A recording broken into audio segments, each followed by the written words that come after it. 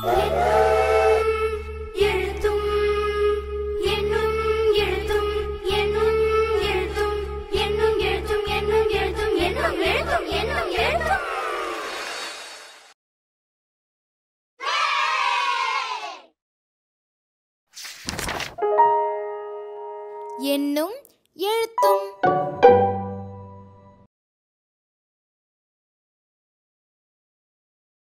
நீர்க்கோளம். செயல்பாடு 3. நீரை சேமிப்போம். நீரின்றி அமையாத உலகு அப்படின்னு நமது திருவள்ளுவர் திருக்குறள்ல சொல்லியிருக்காரு. அப்படின்னா தண்ணீர் இல்லையென்றால் உலகமே இல்லையாம். அதனால தண்ணீரின் முக்கியத்துவத்தை உணர்ந்து நாம செயல்படணும்னு திருவள்ளுவர் சொல்லியிருக்காரு.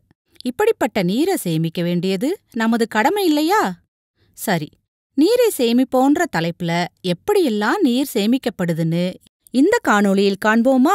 நீங்க சென்ற பாட வேளையில மழை பெய்யறப்ப மழைத்தண்ணி எந்தெந்த நீர்நிலைகள்ல விழுதுன்னு பாத்தீங்க. சொல்லுங்க பாப்போம். சரியா சொல்லிட்டீங்க. பூமியில குளம், ஏரி, நீர்வீழ்ச்சி, ஓடை, ஆறு, கடல், பெருங்கடல், நிலத்தடி நீர், ஊற்று நீர், நீர்சந்தி, உப்பங்கழி, வளைகுடா, விரிகுடா என்ற நீர்நிலைகள்ல இயற்கையாகவே மழைநீரானது சேமிக்கப்படுகிறது.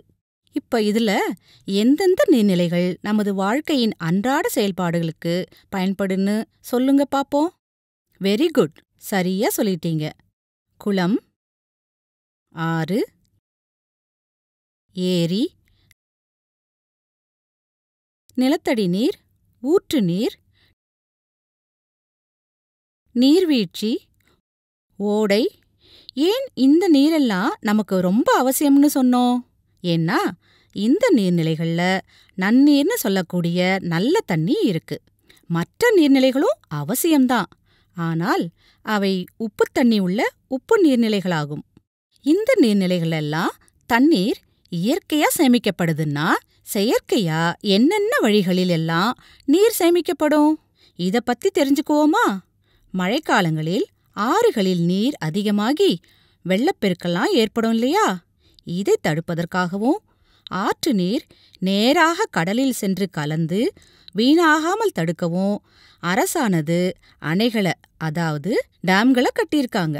இந்த அணைகள்ல நீரை தேக்கி நீர்த்தேக்கங்கள் உருவாக்கியிருக்காங்க. இதேபோல குளம், ஏரி, ஆறு போன்ற நீர்நிலைகளில் தேங்கி கிடக்கும் மணலை அகற்றி, அதாவது தூர்வாரி கரையை உயர்த்துவதால மழைக்காலங்களில் வெள்ளப்பெருக்கு ஏற்படாமல் நீர் சேமிக்கப்படுகிறது. இது மட்டும் இல்லாம நாம நிலத்தின் அடியிலையும் நீரை சேமிக்க வீட்டில், பள்ளியில், அலுவலகங்களில்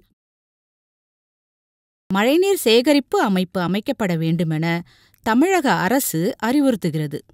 இதனால் நிலத்திற்கு அடியில் நீர் சேமிக்கப்படுகிறது. உங்க பள்ளி மற்றும் வீட்டிலும் மழைநீர் சேகரிப்பு அமைப்பு பொருத்தப்பட்டுள்ளதா? அடுத்ததா நீரை எப்படி பாதுகாப்பது என்று அடுத்த வீடியோல பார்ப்போம். நன்றி.